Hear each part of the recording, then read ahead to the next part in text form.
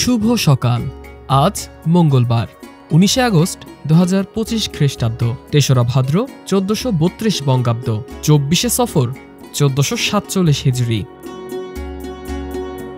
১৯৩৫ সালের আজকের দিনে জন্মগ্রহণ করেন দেশের প্রখ্যাত সাহিত্যিক, চলচ্চিত্র পরিচালক এবং সাংবাদিক জহির রায়হান। তার নির্মিত জীবন থেকে নেওয়া ও স্টপ জেনোসাইড চলচ্চিত্রগুলো ছিল সময়ের দলিল ও সমাজের প্রতিবাদের প্রতিচ্ছবি।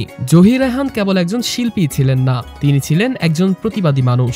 ১৯৭১ সালে তিনি মুক্তিযুদ্ধের একজন সক্রিয় যোদ্ধা হিসেবে পরিবার ও দেশের জন্য গুরুত্বপূর্ণ অবদান রাখেন।